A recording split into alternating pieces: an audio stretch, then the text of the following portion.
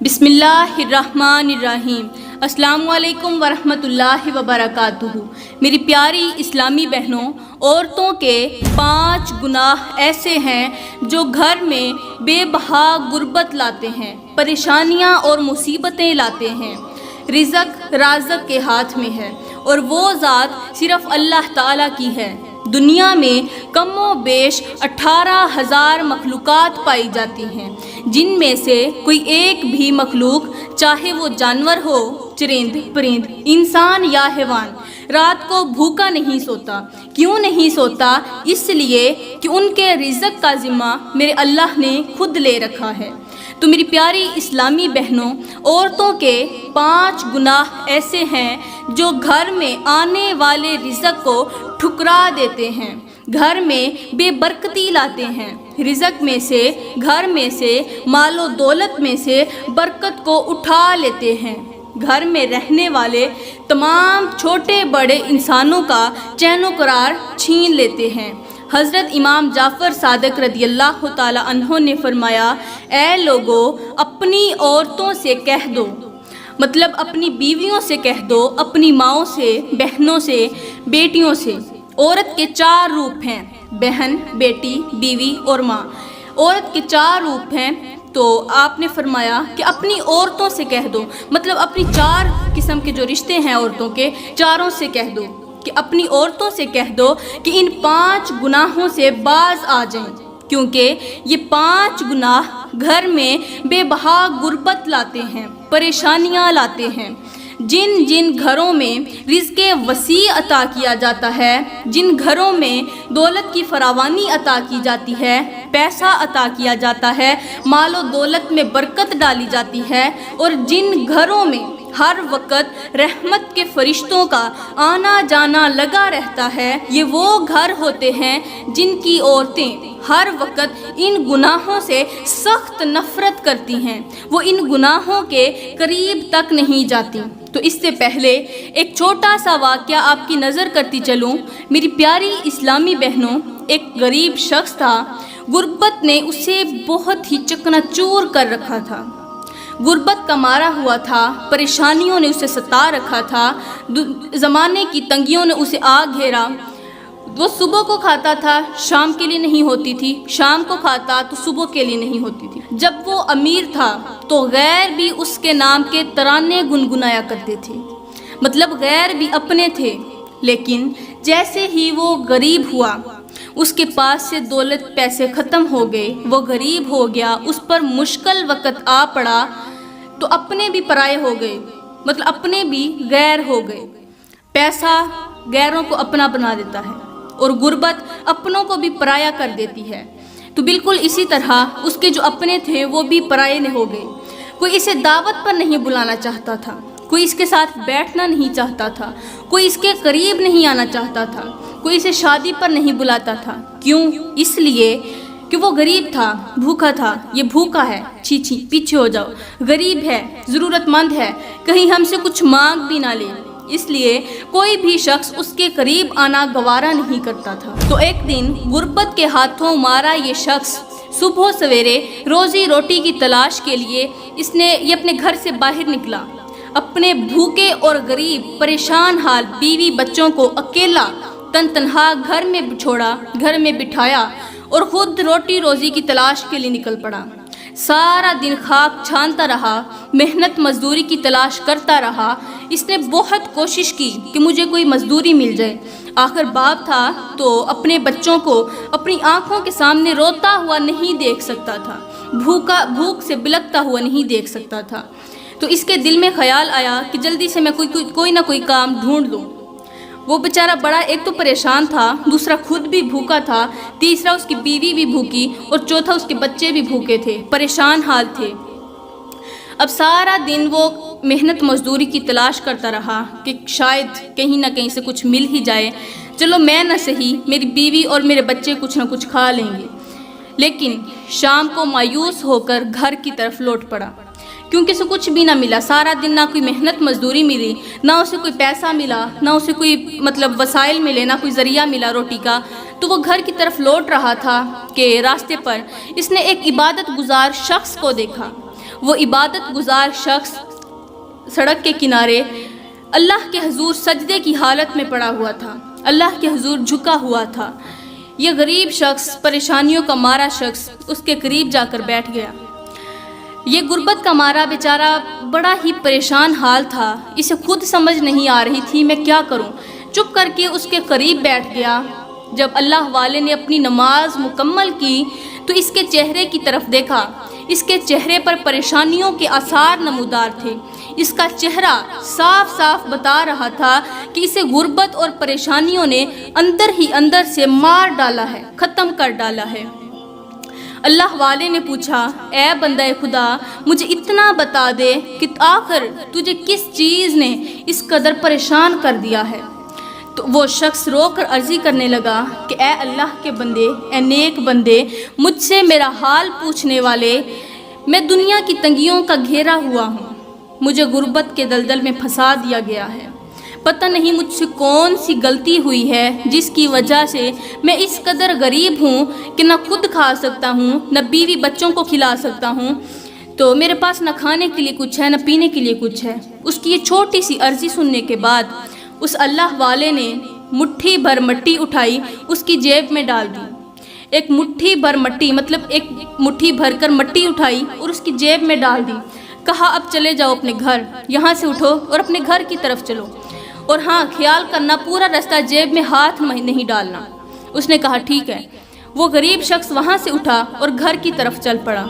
راستے میں سوچتا ہو رہا کہ آخر اس اللہ والے نے مٹی میری جیب میں کیوں ڈالی، لیکن ہاتھ بھی نہیں ڈال سکتا تھا، لہٰذا وہ گھر پہنچا۔ اب بیوی بچے، جو کہ بیوی شوہر کے اور بچے اپنے باپ کے انتظار میں تھے کہ آج ہمارا باپ کچھ نہ کچھ ضرور لے کر آئے گا اور ہم بھوکے پیٹ نہیں سوئیں گے، لیکن جیسے ہی باپ کا پریشان حال چہرہ دیکھا تو سب نے اندازہ لگا لیا، وہ سمجھ گئے کہ آج کی رات بھی ہمیں بھوکے ہی سونا پڑے گا، لہٰذا انہوں نے صبر کیا، چپ کر کر بیٹھ گئے۔ اب جو وہ غریب شخص تھا اس نے سوچا کہ کیوں نہ مٹی والی جیب تو صاف کر لوں، جیب تو خالی کر لوں۔ جیسے ہی اس نے ہاتھ ڈالا، جیب کے اندر ہاتھ ڈالا، تو جیب کے اندر مٹی کی جگہ ہیرے جواہرات تھے۔ جو اس نے مٹی ڈالی تھی اللہ والے نے، وہ ہیرے جواہرات کی شکل اختیار کر چکی تھی۔ اس نے باہر نکالے تو دیکھ کر حیران ہو گیا کہ یہ کیا، یہاں تو مٹی تھی۔ وہاں سے الٹے قدم واپسی اسی اللہ والے کے پاس گیا اور عرض کرنے لگا، اے اللہ کے نیک بندے، مجھے اتنا بتا دے کہ جو تو نے مٹی ڈالی تھی وہ ہیرے جواہرات کی شکل کیوں اختیار کر دی؟ وہ ہیرے کیسے بن گئے؟ وہ سونا کیسے بن گیا؟ وہ جواہرات کیسے بن گئے؟ تو اس اللہ والے نے کہا، اے بندہ خدا، تو بھی خدا کا ہی بندہ ہے، لیکن یاد رکھنا جو خالص نیت اور خلوص دل کے ساتھ اللہ کا بن جاتا ہے، پھر اللہ تعالیٰ دنیا کی تمام خوشیاں، دنیا کی تمام نعمتیں اور برکتیں اس کے قدموں میں ڈال دیتا ہے۔ تو یوں سمجھو خالص دل اور خالص نیت کے ساتھ میں اللہ کا بن چکا ہوں، لہٰذا میں نے جو کچھ آپ کو عطا کیا وہ اپنے قدموں میں سے ہی عطا کیا ہے۔ سبحان اللہ۔ تو میری پیاری اسلامی بہنوں، اب بات کرتے ہیں کہ آخر وہ کون سے گناہ ہیں جو گھر کو تباہ کر دیتے ہیں، گھر کو برباد کر دیتے ہیں، گھر کو غربت کا شکار بنا دیتے ہیں۔ تو حضرت امام جعفر صادق رضی اللہ تعالی عنہ نے فرمایا، اے عورتوں، یہ 5 گناہ کبھی نہ کرنا۔ جس گھر میں یہ 5 گناہ کیے جاتے ہوں، شوق سے کیے جاتے ہوں، عورتیں یہ 5 گناہ کرتی ہوں، تو وہ گھر جلد ہی اللہ کے غضب کا نشانہ بن جاتا ہے۔ اور یاد رہے کہ جو چیز اللہ کے غضب کا نشانہ بن جاتی ہے وہ جلد از جلد تباہ و برباد ہو جاتی ہے۔ تو آپ نے فرمایا کہ پہلا گناہ، کسی بھی کام کے آغاز میں بسم اللہ نہ پڑھنا۔ بسم اللہ کا مطلب ہے اللہ کے نام سے شروع، اور جس کام کی ابتدا بسم اللہ سے کی جاتی ہے اللہ تعالیٰ اس کام میں ضرور برکت ڈالتا ہے، اور جس کام کے آغاز میں بسم اللہ نہ پڑھی جائے، جس کام کا آغاز، جس کام کی ابتدا بسم اللہ سے نہ کی جائے، تو اللہ تعالیٰ اس کام سے برکت چھین لیتا ہے، برکت اٹھا لیتا ہے، اور اس کام میں شیطان کا ہاتھ ہوتا ہے۔ یہ یاد رہے کہ جس کام میں شیطان کا ہاتھ ہو تو وہ چیز برکت سے آگ کر دی جاتی ہے، مطلب اس میں سے برکت چھین لی جاتی ہے۔ لہٰذا اگر تم اپنے گھر میں، اپنے مال میں، جائیداد میں، دولت میں، پیسوں میں برکت چاہتی ہو، رزق میں برکت چاہتی ہو، تو ہر کام کے آغاز میں بسم اللہ ضرور پڑھنا۔ اس کے بعد آپ نے فرمایا کہ عورتوں کا دوسرا گناہ کون سا ہے؟ رات کو دیر تک جاگتی رہنا اور صبح کو دیر سے اٹھنا، مطلب 12-1 بجے تک جاگتی رہنا۔ جو عورتیں رات کو دیر تک جاگتی رہتی ہیں، فلمیں ڈرامے دیکھتی ہیں، فحاشی والا مواد دیکھتی ہیں، مطلب رات کو لیٹ سوتی ہیں، وہ صبح دیر سے ہی اٹھتی ہیں۔ جو عورتیں دیر سے اٹھتی ہیں ان کے گھر میں کبھی بھی برکت نہیں آ سکتی، وہ آنے والے رزق کو ٹھکرا دیتی ہیں۔ وہ کیسے؟ اللہ تعالیٰ صبح نماز فجر کے وقت زمین پر فرشتوں کو اتارتا ہے، ان فرشتوں کے ہاتھ رزق اور انہی کے ہاتھوں پیسے، دولت، وہ دے کر انہیں زمین پر اتارتا ہے۔ دعا مانگ رہے ہوتے ہیں تو وہ فرشتے اللہ تعالیٰ کے حکم سے انہیں رزق وسیع عطا کرتے ہیں، حلال رزق عطا کرتے ہیں، ان کے گھر میں برکت ڈال دیتے ہیں۔ اور جو کمبخت لوگ اس وقت سو رہے ہوتے ہیں، اللہ تعالیٰ ان کے گھر سے برکت کو اٹھا لیتا ہے۔ رحمت کے فرشتے کبھی بھی ان کے گھر میں نہیں جاتے، جس کی وجہ سے وہ گھر جلد ہی غربت کا شکار ہو جاتا ہے، جلد ہی غریب ہو جاتا ہے، وہ گھر جلد ہی تباہ و برباد ہو جاتا ہے۔ اس کے بعد حضرت امام جعفر صادق رضی اللہ تعالی عنہ نے فرمایا کہ تیسرا گناہ، عورتوں کا تیسرا گناہ شرک کرنا۔